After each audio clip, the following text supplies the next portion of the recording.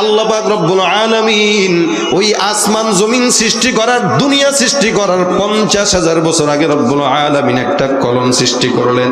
কলমটাকে আদেশ দিয়া ডাক দিয়া বলে, কলম লেখো। আল্লাহর আদেশ পাওয়ার পর কলম সুন্দর করে লেখা শুরু করে দিল। আপনার আমার কথাও লিখলো, আজকের এখানে মাহফিল হবে এটাও লিখলো, কোন বান্দা কিভাবে মারা যাবে, কোন বান্দা কি খাবে, কোন বান্দা কি পড়বে, অর্থাৎ দুনিয়ার শুরু থেকে শেষ পর্যন্ত, কিয়ামত পর্যন্ত বান্দা জান্নাতে যাবে নাকি জাহান্নামে যাবে, সকল কিছু আল্লাহ পাক রব্বুল আলামিন সুন্দর করে তার একটা কলমের মাধ্যমে লিপিবদ্ধ করেছেন।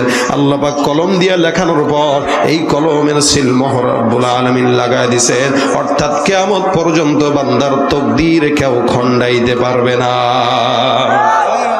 এজন্য বুঝেন, সারা দুনিয়ার মানুষ, এলাকার মানুষ মিলে যদি আপনার বিরোধিতা করে, ততটুকু বিরোধিতা করতে পারবে যতটুকু আল্লাহর ফেরেশতা আল্লাহ পাকের তরফ থেকে আপনার তাকদীরে লিখে রাখছেন। সারা দুনিয়ার মানুষ যদি আপনার শত্রুতা করে, ততটুকু করতে পারবে যতটুকু তাকদীরে লেখা।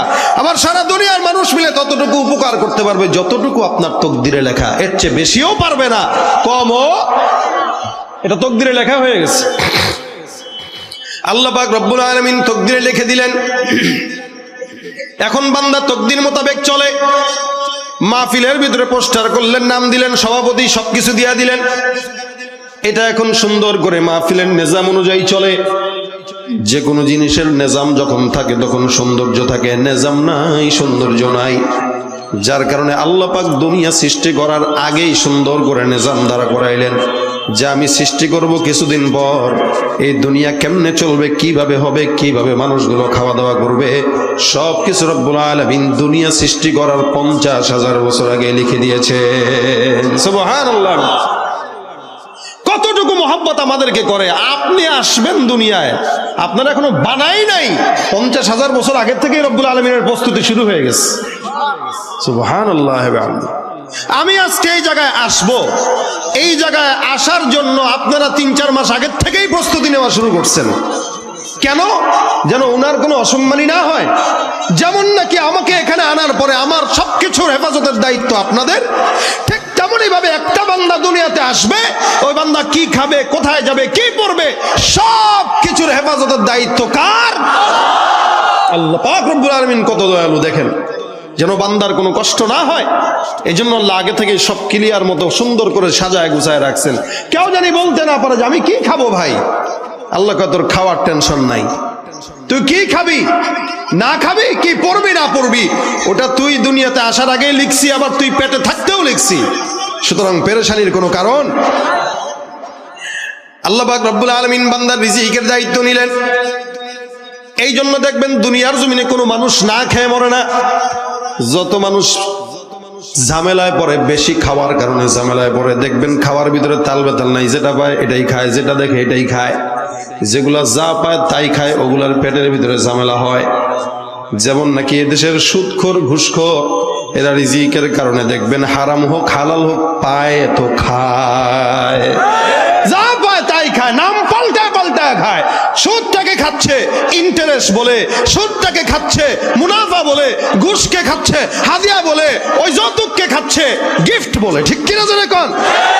এদের শিক্ষার অভাব নাই, মাগার এদেরকে শিক্ষিত বলা চলে না, এদের কাছে কাছে শিক্ষিত শয়তানও বলতে হয়। ঠিক কিনা জানে কোন? ওরা হলো দেশের লাগি মহামারীর মতন, ফাইলে কলম ঠেকাইয়া চালায় তারা নির্যাতন। ঘুষের টাকায় ওদের ভুঁড়ি, ঘুষের টাকায় ওদের ভুঁড়ি, করে যে টান টান, ওরা শিক্ষিত শয়তান, ওরা শিক্ষিত শয়তান, ওরা শিক্ষিত শয়তান, ওরা শিক্ষিত শয়তান। আছে না নাই? ভাইরা আমার খুব বুঝবেন, আল্লাহ পাক রব্বুল আলামিন বান্দার হেফাজতের দায়িত্ব নিলেন, ইজ্জতের দায়িত্ব নিলেন, রিজিকের দায়িত্ব নিলেন। যার কারণে দুনিয়ার জমিনে এমন কোন প্রাণী নাই যেই প্রাণীটার দায়িত্ব আল্লাহ পাক রব্বুল আলামিনের হাতে না। জাস্টিস তাকি উসমানী মাদ্দাজিল্লুল আলী উনার একটা সফরনামার ভিতরে লেখেন, উনি কোন একটা দেশের ভিতরে সফর করতে গেলেন, ওখানে যাওয়ার পর উনি একটা সুন্দর ফুল গাছ দেখলেন। তাকি সাহেব হুজুর লেখেন, আমি এমন ফুল কোনোদিন আমার জীবনে দেখি নাই, এটাই প্রথম দেখলাম। এই ফুলটা সুন্দর করে ফুটে আছে, ফুলের মাঝখানে ছোট্ট একটা পোকা কোথা থেকে যেন উড়ে এসে বসলো। পোকাটা যখন উড়ে এসে বসলো আমি লক্ষ্য করলাম এতটুকুন একটা পোকাটা যখন ফুলের ভিতরে ঢুকলো ওই ফুল থেকে কেমন যেন মধু চলে আসলো। আমি তাকায় তাকায় দেখলাম ওই পোকাটা ফুলের থেকে মধু সংগ্রহ করে খাওয়া শুরু করলো। যখন নাকি ফুলের থেকে মধু সংগ্রহ করে খাওয়া শুরু করেছে, হঠাৎ করে কিছুক্ষণ পর তাকায় দেখলাম ওই ফুলটা এবার আস্তে আস্তে করে নেভা আরম্ভ হয়ে শুরু হয়ে গেল। আমি তাকায় দেখলাম ফুলটা নিপতে নিপতে একদম বুঝে গেল। বুঝার পরে দেখলাম কেমন যেন চাপাচাপি করতেছে, ভিতরে মনে হয় ঝড় বয়ে যাচ্ছিল। ভিতরে পোকাটাও কেমন যেন ওইখান থেকে বের হওয়ার চেষ্টা করতেছে, মাগার বের হতে পারে নাই। আমি কিছুক্ষণ তাকায় দেখলাম 2-3 মিনিট পরে ফুলটা আবার সুন্দর করে আগের মতো করে ফুটে গেল। ভিতরে যেই পোকাটা ছিল পোকাটা আর বেঁচে নাই, পোকার পাখা আর খোলস ছাড়া অন্য কোনো কিছু আর পোকার সাথে বেঁচে নাই। আমি আমার সঙ্গে সফর সঙ্গীকে ডাক দিয়া বললাম, ব্যাপারটা কি এই ফুলটা এরকম ভাবে পোকাটাকে খেয়ে নিল? আমার সফর সঙ্গী আমাকে ডাক দিয়া বলল, হুজুর এই ফুলটার নিয়মটাই হলো এইটা, এই পোকাটা যখন ফুলের ভিতরে এসে মধু পান করে, মধু খাওয়া শেষ, এবার ফুলটা আস্তে করে নিভে যে পোকাটাকে খেয়ে ফেলে। অর্থাৎ আমার রব্বুল আলামিন এই ফুলের ভিতরে এই পোকার রিজিক রেখেছেন, আবার এই পোকাটাকেই এই সুন্দর ফুলের রিজিক হিসেবে দিয়েছেন। দেখেন ভাইরা আমার, দুনিয়ার জিন্দেগিতে এমন কোন জায়গা নেই যে জায়গায় মানুষ না খেয়ে মারা যায়। যদিও পত্র পত্রিকায় দেখি আফ্রিকায় কিছু কিছু মানুষ না খেয়ে শুকায় রয়েছে। মুফাসসিরিন একরাম এটার ব্যাখ্যা করেন এইভাবে, দুনিয়ার জিন্দেগিতে এমন কোন প্রাণী নাই যেই প্রাণীটাকে আল্লাহ পাক রব্বুল আলামিন না খাওয়া রাখবেন। এটার ব্যাখ্যা হলো আপনার আমার কিছু মানুষের মরণ আল্লাহ পাক লিখে রেখেছেন। কারো কারো মরণ হয় পানিতে ডুবে, কারো কারো মরণ হয় অ্যাক্সিডেন্টে, কারো কারো মনে হয় গুলি খেয়ে, কারো কারো মরণ হয় আগুনের ভিতরে পুড়ে। ঠিক তেমনি এক একজন মানুষের মরণ এক এক ভাবে লেখা থাকে। ওই বান্দার মরণটা এমন ভাবেই লেখা ছিল, বান্দা মরণের আগে আল্লাহর রিজিক বান্দা খেতে পারবে না। তার মানে এটা না বান্দা রিজিক না পেয়ে দুনিয়ার জমিন থেকে বিদায় হয়েছে, ঠিক কিনা? সব জিনিসের রিজিকের দায়িত্ব আল্লাহর। এই আয়াতের তাফসীরের ভিতরে আল্লাহ পাক রব্বুল আলামিনের হাবিব সাল্লাল্লাহু আলাইহি ওয়াসাল্লাম মুহাম্মদুর রাসূলুল্লাহ সাল্লাল্লাহু আলাইহি ওয়াসাল্লামের সাহাবীর ঘটনা উল্লেখ আছে। সাহাবীর নাম হলো আবু মুসা আশআরী রাদিয়াল্লাহু তাআলা আনহু। ওনারা হিজরত করেছেন, হিজরত করে মদিনায় এসেছেন। উনি বর্ণনা করেন, আবু মালিক বলেন, আমরা বিশাল বড় একটা দল ওই অমুক আশআর গোত্র থেকে আমরা মদিনার জমিনে হিজরত করলাম। হিজরত করার পর আমাদের খাবার যা সঙ্গে ছিল সব খাবার শেষ হয়ে গেল। আমরা খাবার যখন শেষ হয়ে গেল, আমরা আমাদের তরফ থেকে একজন দূতকে রাসূল করিম সাল্লাল্লাহু আলাইহি ওয়াসাল্লামের কাছে প্রেরণ করলাম। আল্লাহ রাসূল সাল্লাল্লাহু আলাইহি ওয়াসাল্লামের কাছে যখন আমাদের দূতকে প্রেরণ করলাম, আমাদের দূত রাসূলের কাছে যায় বলবে, হুজুর আমাদের অর্থ সংকট, রাসূল আমাদের খাবারের বড় সংকট, হুজুর দয়া করে আপনি আমাদের জন্য খাবারের ব্যবস্থা করেন। আমরা এই বার্তা দিয়ে রাসূল করিম সাল্লাল্লাহু আলাইহি ওয়াসাল্লামের কাছে একজন সাহাবী প্রেরণ করলাম। ওই সাহাবীটা যখন রাসূলের দরবারে গেল, মসজিদে নববীর ভিতরে যে তাকায় দেখে আল্লাহ রাসূল সাল্লাল্লাহু আলাইহি ওয়াসাল্লাম নামাজের ভিতরে দাঁড়ানো। রাসূল করিম সাল্লাল্লাহু আলাইহি ওয়াসাল্লাম নামাজের ভিতরে তেলাওয়াত করে, ওমা মিন দাব্বাতিন ফিল আরদি ইল্লা আলাল্লাহি রিজকুহা। সাহাবী যখন চিন্তা করলেন রাসূল করিম সাল্লাল্লাহু আলাইহি ওয়াসাল্লাম মসজিদে নববীর ভিতরে সুন্দর করে নামাজের ভিতরে এই আয়াতটাই তখন রাসূল তেলাওয়াত করতেছেন। সাহাবী তখনও মসজিদে ঢুকে নাই। মসজিদে না ঢুকে মসজিদের বাহিরেই সাহাবীটা অপেক্ষা করতেছে। আর উনার মাথায় মাথায় একটা পেরেশানি, আল্লাহ যেই রাসূল করিম সাল্লাল্লাহু আলাইহি ওয়াসাল্লাম আয়াতটা তেলাওয়াত করতেছে, এই আয়াতের ভিতরে তো বলা হয়েছে প্রত্যেকটা মাখলুকাতের রিজিকের দায়িত্ব আল্লাহর। সুতরাং আমরা তো আল্লাহর কাছে একবার না চাইলাম না, আমরা আল্লাহর কাছে না চেয়ে আমার রাসূলের কাছে আসলাম। আমার রাসূলকে যেই মালিক খাওয়ায় আমাকেও কিন্তু সেই মালিক না খাওয়ায় রাখবে না। সুতরাং চলে যায়, রাসূলের দরবারে যাওয়া দরকার নাই। বেচারা রাসূলের সামনে যায়ও আবার ফেরত চলে আসলেন। কাফেলার কাছে এসে ডাক দিয়া বলতেছে, এ ভাইরা, তোমাদের জন্য বড় সুসংবাদ। বলে কি? রাসূল আল্লাহ পাক রব্বুল আলামিন তোমাদের জন্য খাবারের ফয়সালা করতেছেন। সুবহানাল্লাহ। আচ্ছা বলেন তো, এই বেটা কি রাসূলকে বলছে? বলে নাই, না বলেই চলে আসছে। এসে বলতেছে কি খাবারের আঞ্জাম হচ্ছে। এখন আবু মুসা আশারী বলেন, আমরা তো সবাই মনে করলাম যে হ্যাঁ, যেহেতু খাবারের ফয়সালা হচ্ছে, তাহলে রাসূল করিম সাল্লাল্লাহু আলাইহি ওয়াসাল্লাম বাইতুল মাল থেকে মনে হয় আমাদের জন্য খাবারের কিছু খাজানা পাঠায় দিবে। আলহামদুলিল্লাহ, আমরা দীর্ঘদিন না খাওয়া আছি, রাসূল খাবার পাঠাইলে তো আলহামদুলিল্লাহ ভালো করেই খাওয়া যাবে।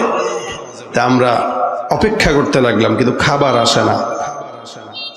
এদিক দিয়ে যেই বান্দাটারে পাঠাইছে হের পেরেশানি, কারণ রাসূলরে তো বলে নাই, না বলে আন্দাজে এসে কি বলছে যে আল্লাহ তোমাদের জন্য খাবারের ব্যবস্থা করতেছে। তার নফসের ভিতরে পরিপূর্ণ আল্লাহর উপরে বিশ্বাস, যাই হয় আমার রাসূল যে আয়াত তেলাওয়াত করলেন এটা যদি সত্য হয়, আমরা রাসূলের সাহাবী, আমাদেরকে আল্লাহ পাক জিন্দেগিতেও না খাওয়ায়া রাখবে এটা হইতে পারে না। সুতরাং আল্লাহ খাবার দিবেই। এই আশা নিয়া, এই তাওয়াক্কুল নিয়া সাহাবায়ে কেরামদের কাছে এসে এই কথা বলছে। বেচারা মনে মনে জিকির করে, আল্লাহ আল্লাহ আল্লাহ তুমি ইজ্জত বাঁচাও, আল্লাহ তুমি ইজ্জত বাঁচাও। দুনিয়ার জিন্দগিতে কোনো বান্দাও যদি কথা না শুনে, শুনেন কে? দেখবেন চেয়ারম্যান যখন হয়, চেয়ারম্যানের আগে একরকম, চেয়ারম্যানের পরে আরেক রকম। রাত 12টার পরে যদি চেয়ারম্যানের কাছে যান, দেখবেন চেয়ারম্যান কোনো কথা কয় না। কিন্তু আল্লাহ পাক রব্বুল আলামিন বলে, মুমিন, রাত 12টা নাই, 1টা নাই, 2টা নাই, 3টা নাই, যখন মন চায় ডাকবা, আমি আল্লাহ 10 বার সাড়া দিয়া দিব।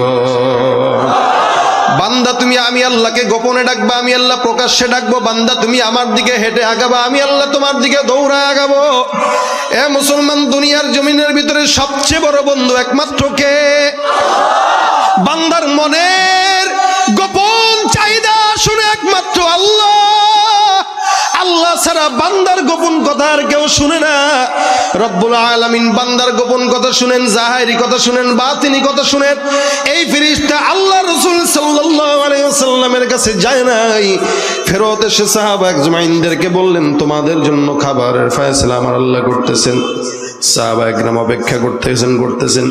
হঠাৎ করে দূরে তাকায় দেখে 2-4 জন সুন্দর বান্দা কেমন যেন বিশাল বড় ডেকচি নিয়া মজার খাবার আঞ্জাম সাহাবা একরামদের জন্য নিয়ে আসতেছে। এই সাহাবীর আবার মনের ভিতরে পরিপূর্ণ একই, একদম 100% এটা হয়ে গেল। যাই হয়, আমি যেটা ভয় পাইছিলাম ওইটা হয় নাই। আমি ভাবছিলাম খাবার কি আসবে না, কিন্তু আমার মনের ভিতরে একটাই চাহাত ছিল, আল্লাহ পাক রব্বুল আলামিনের উপরে তাওয়াক্কুল করে আমি বললাম, যেহেতু আমার আল্লাহ আমার কথা কোনোদিন ফেলবে না, আর আল্লাহর কোরআনের আয়াত যদি সত্য হয়, আমার মাওলায় আমাদের বিশাল বড় জামাতকে না খাওয়া কোনোদিন রাখবেন না। সাহাবা আজমাইনরা তাকায় দেখেন বিশাল বড় খাবারের খাজানা। আবু মুসা আশআরী রাদিয়াল্লাহু তাআলা আনহু বলেন, আমরা খাবারের জন্য অপেক্ষা করতেছিলাম, এমন সময় খাবার যখন চলে আসলো, আমরা খাবারের দিকে তাকায় কেমন যেন অবাক হয়ে গেলাম। কিরে, খাবার দেখলে খুশি না হওয়ার কথা, কিন্তু খাবার দেখে অবাক হয়েছে কেন? অবাক হইলাম এই কারণে, আমার রাসূল করিম সাল্লাল্লাহু আলাইহি ওয়াসাল্লাম এই খাবার পাইলেন কই? এটা তো দুনিয়ার কোনো খাবার মনে হয় না, যেমন যেন রাজকীয় খাবার মনে হচ্ছে। মজার গোস্ত, মজার রুটি, আবার পানীয়, শরাব, কত কিছু সুন্দর। সাহাবা আজমাইনরা চমৎকার ভাবে পেট ভরে খাবার খাইলেন, আবার কিছু খাবার রাতের জন্য রেখে দিলেন। রাসূল করিম সাল্লাল্লাহু আলাইহি ওয়াসাল্লাম কিছুক্ষণ পর সাহাবা আজমাইনদের সঙ্গে দেখা করার জন্য আসলেন। সমস্ত সাহাবা আজমাইনদেরকে ডাক দেয়া বলেন, কি ব্যাপার, খাবার দাবার তোমাদের সব আসেনি, খাইছনি ঠিক মতো? সংকট টঙ্কট থাকলে বইলো। রাসূলের এই কথা শোনার পর আবু মুসা বলেন, আমরা পয়গম্বরের কাছে ডাক দেয়া বললাম, হুজুর এমন মজার খাবার পাঠাইছেন, এই মজার খাবার এখনো খাইছি, রাতের জন্য বাকি আছে। রাসূল বলেন, মজার খাবার মানে? হুজুর আপনি যে পাঠাইলেন দুপুরে আবার কে পাঠাইছে? সাহাবা একরাম বলেন, হুজুর আপনার থেকে না আসলো? কার বাবা, আমি খাবার নিজেই ঠিক মতো পাই না, তোমরা খাবার দেবো কোত্থেকে? কে পাঠাইছে, কারে, কেমনে? আবু মুসা আশআরী বলেন, হুজুর এই যে এর মাধ্যমেই তো আপনার কাছে পাঠাইছিলাম। রাসূল বলেন, এই তুমি কার কাছে গেছো? আরো কয়েকটা কয়, তুই রাসূলকে চিনোস তো? আরে চিনবো না মনে বেটা, আমি তো রাসূলের কাছে গেছিলাম। কত খাবার পাঠাইলো কে? কাহা রাসূল, আমি আপনার কাছে গিয়েছিলাম ঠিক, কিন্তু আমি আপনার কাছে বলি নাই, কারণ আমি যখন যাই তখন দেখি আপনি বলতেছেন ওমা মিন দাব্বাতিন ফিল আরদি ইল্লা আলাল্লাহি রিজকুহা, দুনিয়ার সব রিজিকের মালিক হলো আল্লাহ। আমি কেমনে আপনার কাছে চাই? যার কারণে আমি আমার মালিকের কাছে চাই। আমি সুন্দর করে এসে তাদেরকে বললাম, ভাই আল্লাহ পাকের তরফ থেকে তোমাদের জন্য খাবারের ফয়সালা হয়ে যেতেছে। রাসূল ডাক দিয়া বলেন, মাশাআল্লাহ, তুমি উত্তম কাজটাই করলা। এ সাহাবা আজমাইন, এই বান্দাটা আমার কাছে চায় নাই, বান্দাটা আল্লাহ পাক রব্বুল আলামিনের কাছে খাবার চাইলো। আমার রব্বুল আলামিনের উপরে তাওয়াক্কুল করার কারণে আল্লাহ পাক জান্নাত থেকে মান্না সালওয়া ফেরেশতার মাধ্যমে পাঠিয়ে দিয়েছে। ভাইরা আমার, বলেন তো রিজিকের মালিক কে? দুনিয়ার জমিনে যারাই সন্ত্রাসী করে, খাবারের কারণেই করে, টাকার কারণেই করে, টাকা দিয়ে খাবার খায়। দুনিয়ার জমিনে যারা চুরি করে, টাকার জন্যই করে, খাবারের জন্য করে। দুর্নীতি যারা করে, খাবারের জন্য করে, টাকার জন্য করে। জেনা ব্যভিচার যাই কিছু বলেন না কেন, এ মুসলমান, দুনিয়ার জমিনে একমাত্র টাকাটাই হলো সব কিছু। এই টাকা, এই রিজিক, এই খাবার, আল্লাহ পাক বলে, বান্দা একটা কুকুরকেও কিন্তু আমি রব্বুল আলামিন খাওয়াইতে পারি। সুতরাং তোমার মতো আশরাফুল মাখলুকাতকে আমি আল্লাহ না খাওয়ায় কোনোদিন রাখবো না। সব কিছুর একমাত্র দায়িত্ব কার উপরে? আল্লাহর উপরে। বান্দার ধৈর্য হয় না। এই আল্লাহ পাক দুনিয়াতে সবাইকে যে ধনী বানাবেন এটা কোনো বিষয় না। এজন্য আল্লাহ পাক বলেন, লিয়াত্তাকিদা বা'দুহুম বা'দান সুখরিয়া, আমি তোমাদেরকে এক একজনের উপর এক একজনকে প্রাধান্য দিয়েছি, কাউকে ধনী কাউকে গরিব। কেন? যাতে করে একজনকে আরেকজন নিজেদের কর্মচারী বানায় নিতে পারে। আরে আমার 5 তলা বিল্ডিং আছে, এখন এই 5 তলা বিল্ডিং এর দারোয়ান দরকার। দারোয়ানেরও যদি 5 তলা বিল্ডিং থাকে, কোন দিনের কারণে, কোন বুঝের কারণে সে আমার দারোয়ান হবে বলেন তো? অথবা একটা মেথর যদি না থাকে, আমার বাড়ির যে পায়খানা আছে, টাঙ্কি আছে, এই সেফটি টাঙ্কি আমি কাকে দিয়ে পরিষ্কার করাবো? তাতে আমার নিজেরই না মেথর হওয়া লাগবে। এই জন্য আল্লাহ পাক সুন্দর করে এটাকে নিউট্রাল করছেন। আল্লাহ পাক এটাকে সাবলীল ভাবে করেছেন। কি, তুমি বড় লোক, তো তোমার কাছে একজন গরিব যাবে, তুমিও তার দ্বারা উপকৃত হবা, সেও তোমার দ্বারা উপকৃত হবে। এটাই হলো দুনিয়ার নিজাম। এটা যদি আল্লাহ না করতেন, দুনিয়ার প্রত্যেকটা মানুষ বিপদে পড়তো, ঠিক না? অনেকে আছে মনে মনে, হায় আল্লাহ, এত তোমার ডাকি, তুমি আমার কথা শুনো না। আমার বাপেও রিক্সা চালাইছে, আমিও রিক্সা চালাই, আমার বলাও রিক্সা চালায়, এটা কোন ধরনের বিচার? অথচ আপনার এই গরিবানা হালতকে রাসূল করিম সাল্লাল্লাহু আলাইহি ওয়াসাল্লাম স্যালুট দিয়ে বলেছেন, দুনিয়ার সব ধনীদের আগে 500 বছর আগে গরিবরা জান্নাতে চলে যাবে। শুধু তাই না, কারো যদি মনের ভিতরে কষ্টও থাকে, রাসূল ওই কষ্ট নিভায় দেওয়ার জন্য এভাবে হাদিস বর্ণনা করেছেন, আদ-দুনিয়া সিজনুল মুমিন ওয়া জান্নাতুল কাফির, দুনিয়াটা মুমিনদের জন্য জেলখানা, কাফেরদের জন্য বালাখানা। কারণ আমরা 60 বছর গরিব থাকবো, আজীবন ধনী থাকবো, আর ওরা 60 বছর ধনী থাকবে, কিয়ামত পর্যন্ত ফকিন্নির বাচ্চা থাকবে। কি থাকবে? ফকিন্নি। যার কারণে আল্লাহ পাক ওদেরকে দুনিয়াতে সব দিয়া দেয়, সব। নাও টাকা দিলাম, গাড়ি দিলাম, বাড়ি দিলাম, সম্পদ দিলাম, সব দিয়া দিলাম, কারণ তুই ওই জায়গায় আর পাবি না। আর মুমিন, তোমাকে আমি আল্লাহ পরীক্ষা করলাম, তুমি সবর করো, সবর করো, সবর করো, ধৈর্য ধরো। ধৈর্য যদি না ধরো, আমি আল্লাহ পাক সবরের পরিচয় যদি না ধরতে চাও, তাহলে তো গুনাহগার হয়ে যাবা। তাহলে কাফের বেঈমান যেমন, তুমিও তো তেমন হয়ে গেলা। ফায়দা হইল কি? এই কারণে রিজিক নিয়ে কোনো বাড়াবাড়ি দরকার নাই। রব্বুল আলামিন যতটুকু মহব্বত করে আমাদেরকে দিয়েছেন, ততটুকুই আমাদের জন্য আলহামদুলিল্লাহ। যারা শুকরিয়া করতে পারে না, এরাই টেবিলের তল দিয়ে হাজার হাজার টাকা ঘুষ খায়।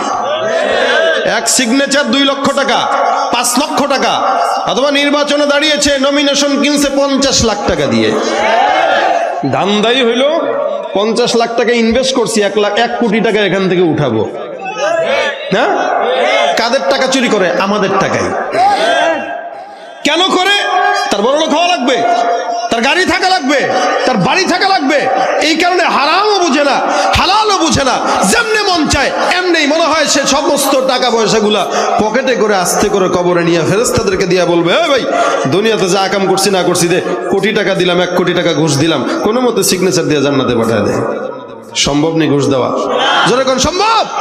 হালাল হারাম না মানিয়া কত টাকা করছো কামাই, এত টাকা রাখবা কোথায়? কাফনের তো পকেট নাই। হালাল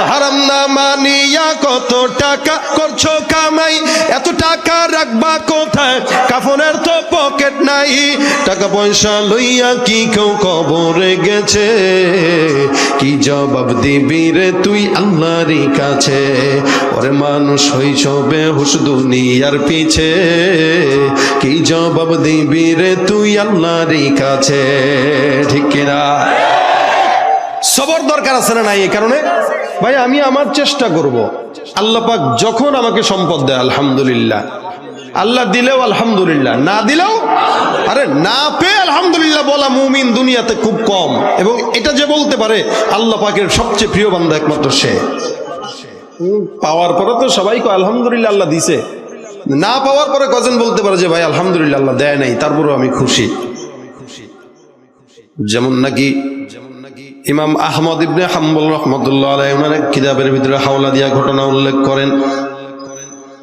উনি বলেন বুঝানোর জন্য, ভাইরা আমার বুঝেন, দুনিয়ার জিন্দেগিতে রব্বুল আলামিন মুমিনদেরকে পরীক্ষা করেন, সম্পদ কখনো কখনো দেন, কখনো কখনো দেন না। ইমাম আহমদ ইবনে হাম্বল রহমতুল্লাহ আলাইহি বলেন দুইজন ব্যক্তির ঘটনা উনি উল্লেখ করেন, একজন হলো মুমিন, আরেকজন হলো বেঈমান। মুমিন ব্যক্তিটা প্রত্যেক দিন মাছ ধরার জন্য যায়, বেঈমানটাও একই জায়গায় মাছ ধরে। মুমিন ব্যক্তিটা যখন মাছ ধরে, মুমিন ব্যক্তিটা কার নামে মাছ ধরে? প্রত্যেকটা জিনিস, প্রত্যেকটা বান্দা যতই কাজ করবে সমস্ত কাজ কার নামে হবে? আল্লাহর নামে। এই কারণে রাসূল করিম সাল্লাল্লাহু আলাইহি ওয়াসাল্লাম বলেন কুল্লু আমরিন যিবালিন লাম ইউবদা বিবিসমিল্লাহ ফাহুয়া আকতা। প্রত্যেকটা ওই কাজ যেই কাজের শুরুতে বিসমিল্লাহ বলা না হয় ওই কাজের ভিতরে কখনো বরকত হয় না। ভাইরা আমার খুব বুঝবেন, একজন ইমানদার বান্দা পুকুরে নদীর ভিতরে মাছ ধরতে যায়, এই বান্দাটা বর্ষি পাড়ার বলে বিসমিল্লাহ, মাগার এখানে একটা মাছ উঠে না। সকাল থেকে সন্ধ্যা পর্যন্ত নদীর কিনারায় দাঁড়ায় আছে, মাগার একটা মাছ উঠে না। নদীর কিনারায় দাঁড়ায় দাঁড়ায় মাছ ধরে, মাগার মাছ উঠে না, কিন্তু প্রত্যেকটা বার বলে বিসমিল্লাহ। আবার যখন এখান থেকে উঠায় দেখে মাছ উঠে নাই, তখন বলে আলহামদুলিল্লাহ। আরে কি ব্যাপার, মাছ না উঠলেও আলহামদুলিল্লাহ আবার ফালাই দেও বিসমিল্লাহ কেন? বান্দা বলে এরে আমি যখন নাকি মাছটা ধরার জন্য পুকুরের ভিতরে বসি ফেলাই তখন বিসমিল্লাহ বলি যেন মাছটা উঠে, আর যখন উঠায় দেখলাম মাছ ধরে নাই তখন আলহামদুলিল্লাহ বলি। এই কারণে হয়তো এই মাছ উঠার দ্বারা আমার কোনো ক্ষতি লেখা ছিল, যার কারণে আল্লাহর শুকরিয়া আদায় করি যে আল্লাহ ক্ষতির থেকে বাঁচাইছেন। ভাইরা আমার, মাছটা ধরার জন্য সকাল থেকে সন্ধ্যা পর্যন্ত অপেক্ষা, ওদিক দিয়ে বেঈমানটাও মাছ ধরে গায়রুল্লাহর নামে। বেঈমানটা যতবার বসি ফেলায় ততবার একটা একটা করে মাছ উঠে, কিন্তু মুমিনটা যতবার ফেলায় একটা মাছ উঠে না। মুমিন বান্দা মাছ ধরার জন্য পাগল, বেঈমানটাও মাছ ধরার জন্য পাগল। মাগার মুমিনের মাছ উঠে না, কিন্তু বেঈমানের মাছ উঠে। এদিক দিয়া বেঈমানটা মুমিনকে টিটকারি দিয়া বলে হা দেখছি তো তোর আল্লাহ তোরে কি দেয়, দুই নম্বরই করা ছাড়া দুনিয়াতে সফলতা পাবি না। দেখবেন মাজার ঘাটে কিছু মানুষ আছে, একজন কাপড়ের দোকানদার, ও চায়না জিনিসকে জাপানি বলে 500 টাকা করে চালায়, আর আপনি চায়নাটাকে চায়না বলে 150 টাকা করে বিক্রি করেন, কিন্তু আপনার দোকান চলে না। এটা আপনারা খোঁচা দেওয়া করবে, এটা এই হুজুর কি বাদ দে। এই দুনিয়াতে সৎ মানুষের দাম নাই, 2 নম্বর হওয়া দেখবি টাকা কামাইতে পারবি। এরকম কুমন্ত্রণা দেয় না? দেয় না? শয়তান আর কি শয়তান দেখছেন, এগুলো শয়তানের চেয়ে বড় শয়তান। শয়তান আরো আল্লাহ রাখো, আল্লাহ আমি কি শয়তান, ও আমার চেয়ে বড় আগায় গেছে বেশি। শয়তান আপনারা দেখতে কই যাবেন, যেগুলো আপনার বদ পরামর্শ দিবে বুঝবেন নিশ্চিত ও শয়তান থেকে খেলাফত প্রাপ্ত খলিফা।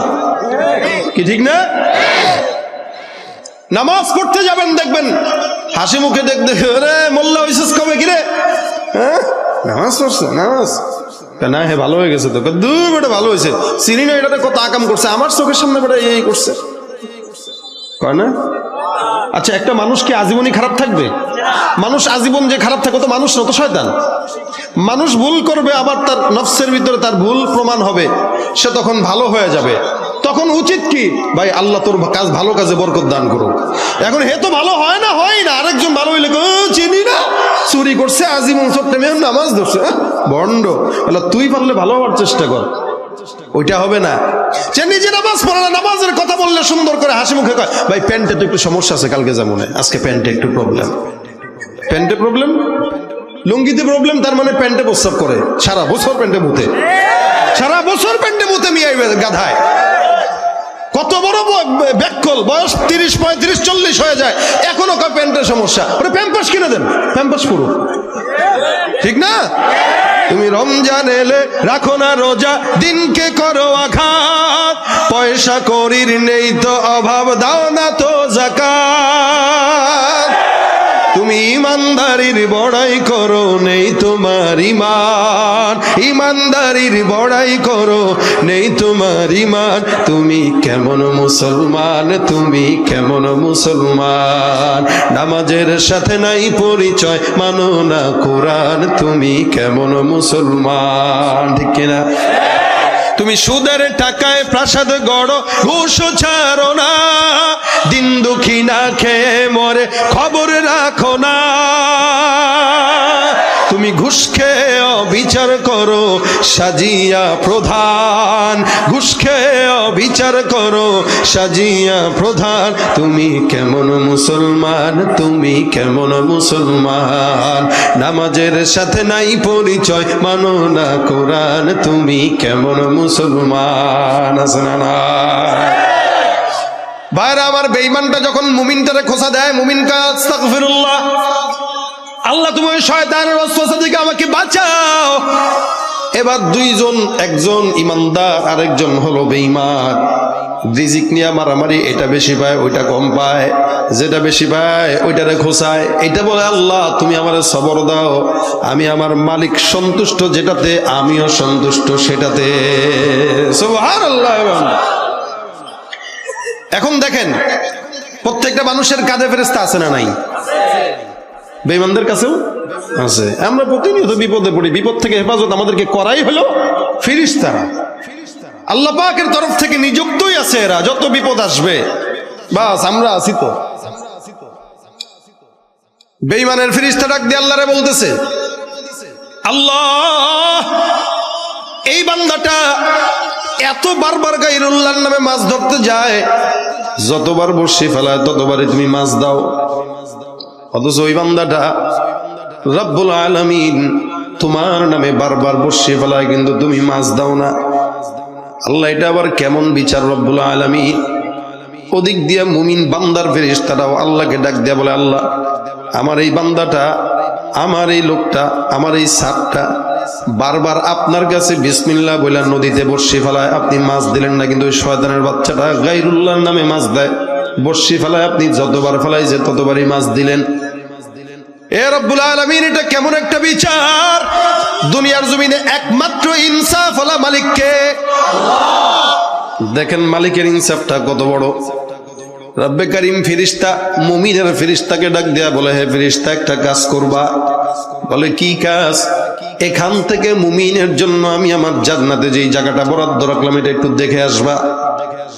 তারপরে আমি রব্বুল আলামিনের কাছে তুমি তোমার মনের চাহিদা বলবা, মনের অনুভূতি বলবা। বেঈমানের ফেরেশতাকেও ডাক দেয়া বলে, ফেরেশতা যাও, এই বান্দার জন্য যেই জিনিস আমি জাহান্নামে রাখলাম ওই জাহান্নামের জায়গাটাও তুমি দেখে আসবা, আমি আল্লাহকে দেখাইবা, আমি আল্লাহকে জানাইবা, ওইটা দেখার পর তোমার মনের অনুভূতি তুমি আমাকে জানাবা। দেখে আসো। মুমিনের ফেরেশতাও গেল, বেঈমানের ফেরেশতাও গেল। বেঈমানের ফেরেশতা নাম দেখার পরে ডাক দিয়া বলে, আল্লাহ এই বান্দাটা কিয়ামত পর্যন্ত যদি হায়াত পায়, আর কিয়ামত পর্যন্ত যদি মাছ ধরে, যদি কিয়ামত পর্যন্ত মাছও পায়, রব্বুল আলামিন ওই জাহান্নামে যখন মরার পরে যাবে, এই বান্দাটার এই সফলতাটা বান্দার 1 সেকেন্ডের জন্য কাজে আসবে না। দুনিয়ার এত সফলতার পর যদি বান্দা জাহান্নাম পায়, ওই বান্দার মতো কপাল ভরা নালায়েক, নাখান্দা, নাচিস আর কেউ হতে পারে না। মুমিনের ফেরেশতা ডাক দিয়া বলে, আল্লাহ এই বান্দাটা দুনিয়ার জমিনে যদিও মাছ পায় নাই, বিশাল বড় তার জন্য তুমি জান্নাত রাখলা। আল্লাহ পাক কোরআনের ভিতরে বলেন, ওয়ালিমান খাফা মাকামা রাব্বিহি জান্নাতান। একটা বান্দা যদি আল্লাহর সামনে দাঁড়ানোর ভয় থাকে, ওই বান্দা দেখে আল্লাহ পাক রব্বুল আলামিন বলে, আমার সামনে দাঁড়ানোর ভয় কোনো বান্দার দিলের ভিতরে যদি থাকে, আমি রব্বুল আলামিন ওই বান্দাটাকে 2টা জান্নাত আমি আল্লাহ হাদিয়া দান করব। এই কারণে রব্বুল আলামিন বলেন, ওয়াসারিউ ইলা মাগফিরাতিন মির রাব্বিকুম ওয়া জান্নাতিন আরদুহাস সামাওয়াতি ওয়াল আরদ। হে দুনিয়ার বান্দা, এই জন্য আল্লাহ পাকের দয়ার পিছনে দৌড়াও, এই কারণে মালিকের মাগফিরাতের পিছনে দৌড়াও, এমন জান্নাতের পিছনে দৌড়াও যেই জান্নাতের প্রশস্ততা হলো আসমান আর জমিনের সমান। হাদিস শরীফে রাসূল করিম সাল্লাল্লাহু আলাইহি ওয়াসাল্লাম বলেন, একটা আদনা থেকে আদনা মুমিনের জন্য যেই বড় জান্নাত, ছোট্ট জান্নাতটা আল্লাহ পাক রব্বুল আলামিন রাখবেন, এই জান্নাতটা দুনিয়াটা 10 দুনিয়ার সমান জান্নাত হবে। সুবহানাল্লাহ।